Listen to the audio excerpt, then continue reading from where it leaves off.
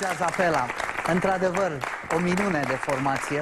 Vă mulțumim frumos și vă așteptăm și altă dată.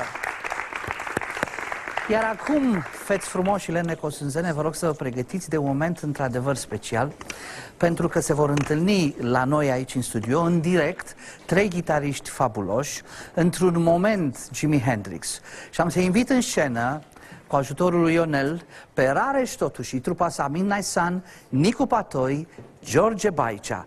Să-i întâmpinăm!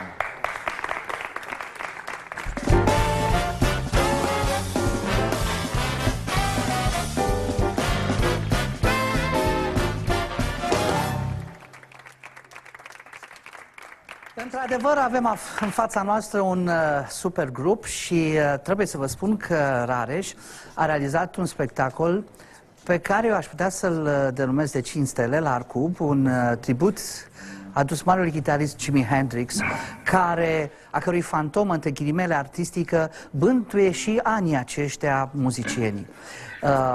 Inițiativa artiștilor români a fost cu atât mai lăudabilă cu cât performanța lor a ridicat sala și m-a dus cu gândul, închizând puțin ochii, că poate nu ne aflăm în București, ci în vreo capitală europeană. Dar pentru ca să-i cunoașteți mai bine, trebuie să vă spun că pe scenă vor cânta o piesă din repertoriul Jimi Hendrix, o compoziție a lui Bob Dylan, All Along the Watchtower.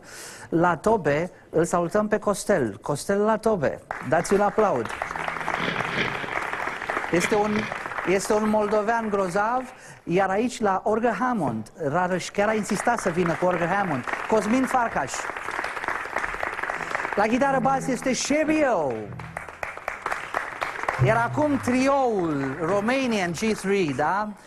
Am să încep de la stânga, este vorba de George Baicea. George Baicea!